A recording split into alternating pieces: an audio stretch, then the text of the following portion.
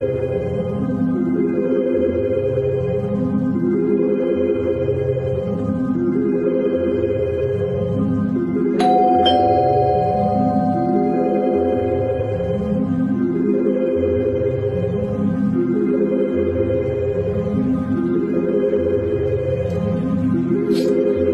चौहान। जी ma'am आपका parcel. भैया, नहीं चाहिए प्लीज। मैम अगर आपको नहीं चाहिए तो आपने जहाँ से ऑर्डर किया है वहाँ से आप रिटर्न रिक्वेस्ट डाल दीजिए, वापस हो जाएगा, पर यहाँ तो आपको लेना पड़ेगा। ठीक है, दीजिए। मैम हाँ एक गिलास पानी मिलेगा? भैया, आप कहीं और पी लो पानी प्लीज। मैम बहुत ज़ोरों की प्यास लगी है। ठीक है, लाती हूँ।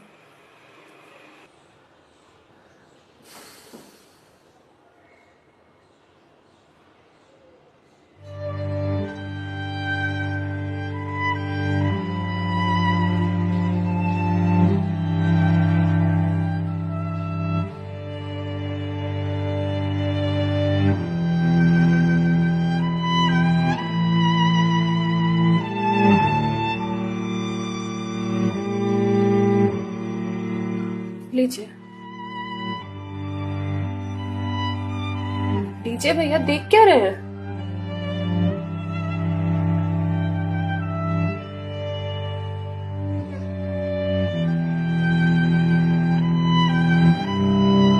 मैम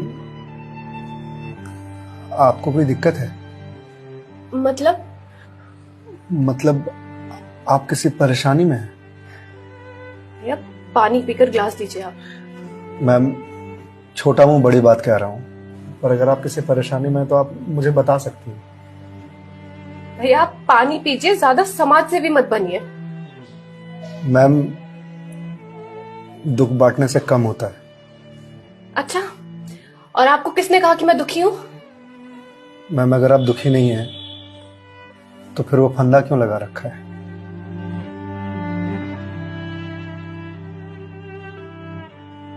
मैम मैंने सुना है खुशियां बांटने से बढ़ती हैं और दुख बांटने से कम होता है।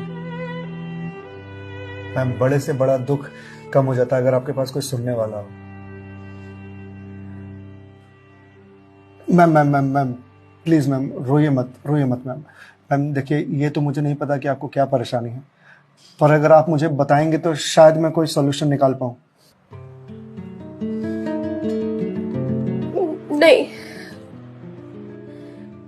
कोई मेरे लिए कुछ नहीं कर सकता। मेरे पास अब मरने के अलावा कोई ऑप्शन नहीं है। मैम ऑप्शन तो ढूंढने से मिलता है ना। आप एक बार मुझे बताइए ना, शायद मैं कोई जीने का ऑप्शन ढूंढ पाऊं आपके लिए। क्यों बताऊं तुम्हें? क्या कर लोगे तुम? मैंने बोला ना, मेरी हेल्प कोई नहीं कर सकता है। मैम आप अगर मुझे नहीं बताएंगे तो मैं वैसे भी कुछ नहीं कर पाऊंगा, पर अगर आप मुझे बताएंगे तो शायद मैं कोई हल निकाल पाऊं। और अगर कोई हल नहीं निकला तो आप तो वैसे भी सुसाइड करने जा रही थी, तो जाने से पहले अपना दुख मुझे बताते जाइए प्लीज।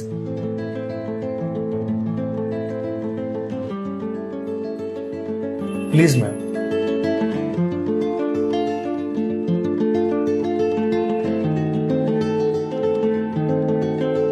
मैं ईएमआईस के चक्कर में फंस चुकी हूँ। मतलब मैं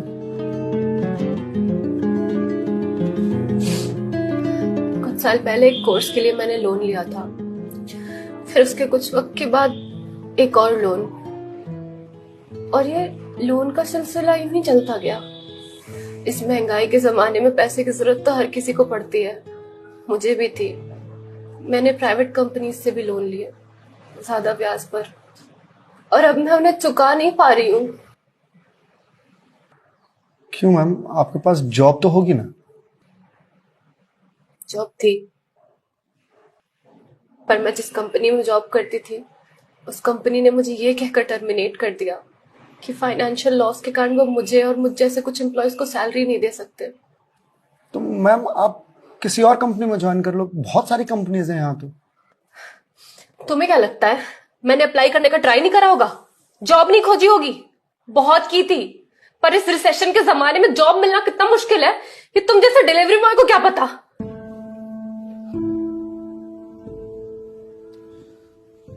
आई एम सॉरी मैम, शायद आप सही कह रही हैं, मुझे इस बारे में कोई जानकारी नहीं है। जॉब जाने के बाद मेरे से चीजें हैंडल नहीं हो रही हैं। बैंक से रोज कॉल्स आते ईएमआईज भरने के लिए, और प्राइवेट कंपनी वाले फोन कर कर के धमकियां दे रहे हैं। मैं इस लोन के जंजाल में फंसती चली जा रही हूँ, और अब मेरे पास सुसाइड के अलावा कोई और ऑप्शन नहीं है। मैम, ऑप्शन क्यों नहीं है? आप ये बात अपने घर में बता सकती हैं, अपने पापा को बता सकती हैं।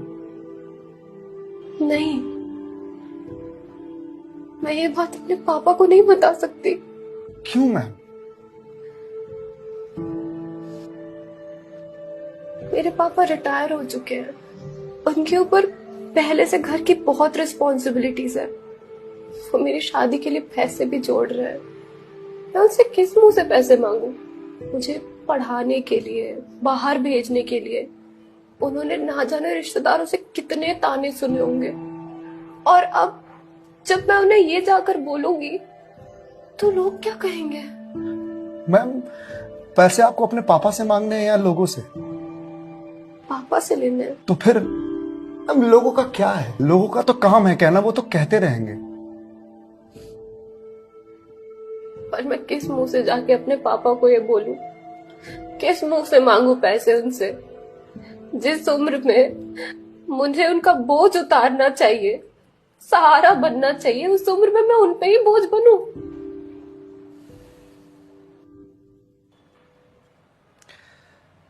मैम, एक बात बताएंगे आप? बचपन में आपकी सबसे फेवरेट चीज क्या थी? बचपन में मुझे साइकिल का बहुत शौक था। तो मैम, आपको साइकिल किस एज में मिली थी? यही कोई 8 साल की होंगी मैं। तो साइकिल तुरंत मिल गई थी आपको? नहीं, पापा तो मान ही नहीं रहते, बोल रहे थे गिर जाएगी, चोट लगा लेगी। तो फिर कैसे साइकिल मिली? बहुत जिद की थी मैंने, बहुत। खाना पीना सब छोड़ दिया था। तो मैम, साइकिल के लिए जो जिद किया आपने, तो शर्म आई होगी आपको? तो मुझे मुझे क्यों शर्म आएगी?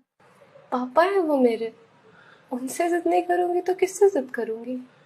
तो मैम, जब बचपन में साइकिल के लिए जिद करने में शर्म नहीं आई, तो अब क्यों आ रही है?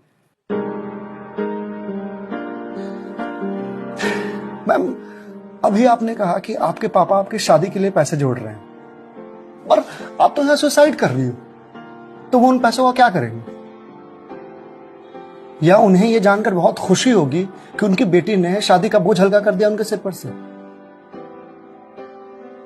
मैम, आपको मालूम है, हमारे जनरेशन की दिक्कत यही है कि हम अपने आप को इतना बड़ा समझ लेते हैं कि हम अपने पेरेंट्स से ही अपनी बात छुपाने लगते हैं। कभी ये कहकर कि पापा मम्मी नहीं समझेंगे, या कभी ये कहकर कि मैं उन्हें परेशान नहीं करना चाहती, या कभी ये कहकर कि हम दोनों की सोच नहीं मिलती है। एक बार आप अपनी दिक्कत अगर अपने पेरेंट्स से शेयर कीजिएगा ना, तो आपको जीवन में फिर कभी सुसाइड करने की जरूरत नहीं पड़ेगी, या मेरे जैसे किसी अनजान से अपनी बात शेयर करने की जरूरत नहीं पड़ेगी। प्लीज मैम, एक बार शेयर करके देखिए। उनसे बेहतर दोस्त इस दुनिया में कोई नहीं हो सकता। प्लीज मैम, एक बार ट्राई कीजिए, प्लीज मैम।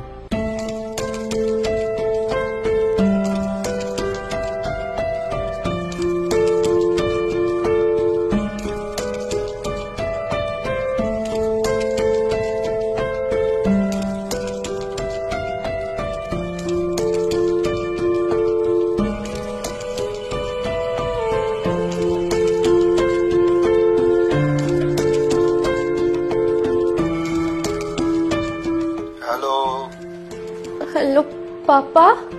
हाँ दीदी, बोल, कैसी है बेटा? पापा, मुझे आपसे कुछ बात करनी है। हाँ बोल ना बेटा। पापा, मैं क्या हुआ बेटा? पापा, मैं बहुत परेशान हूँ। हाँ तो मुझे बता ना, किस लिए परेशान है? अदिति बेटा, रो क्यों रही है? बता ना, क्या बात है? पापा, वो मैंने बैंक से लोन ले रखा था ना,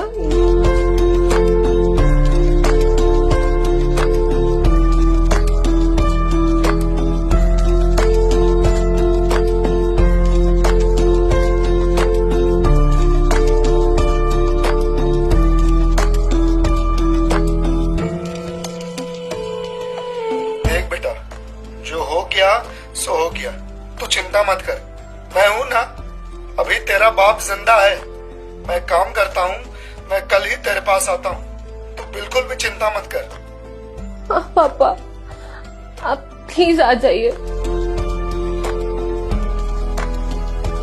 देखा मैं,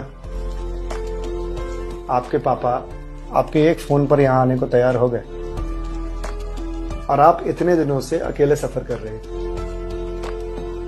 मैम, मम्मी पापा से बढ़िया दोस्त कोई हो ही नहीं सकता। आप एक बार उन्हें दोस्त बना करके तो देखिए। आप सही कह रहे हैं भैया, मम्मी पापा से अच्छा दोस्त कोई नहीं हो सकता है। Thank you. It's okay ma'am, ये लीजिए क्लास। वंस अगेन भैया, thank you so much. It's okay ma'am, bye. Ma'am ji? मेरे पास आपके लिए कुछ है, यही रुकिएगा, मैं थोड़ी देर में आता हूं।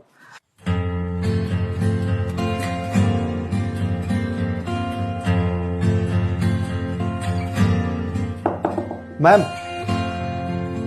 जी भैया।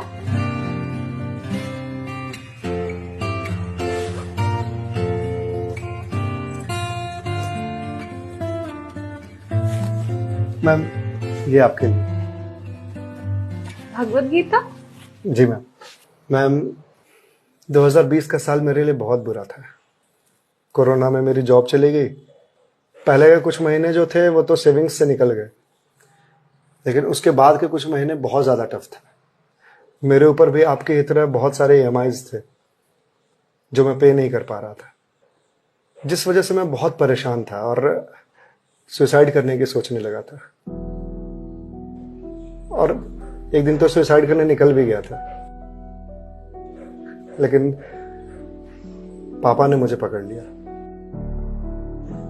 पहले तो बहुत डांटा,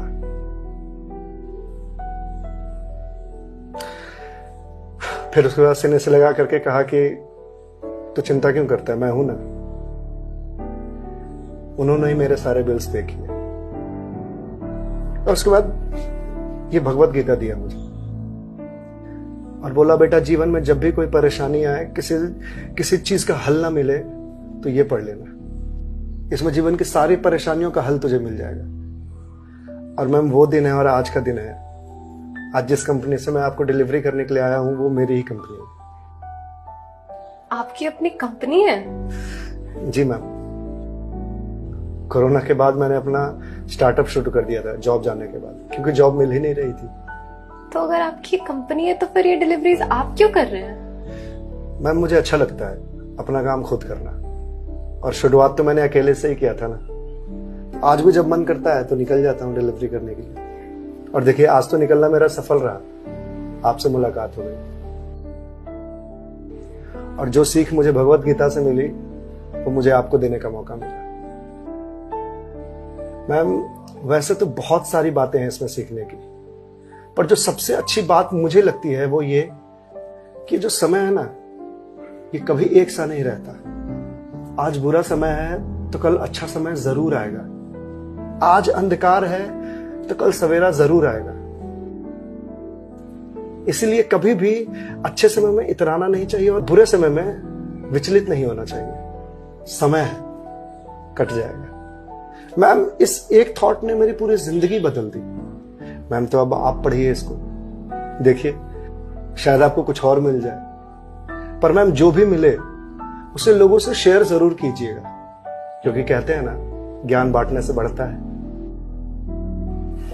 थैंक यू।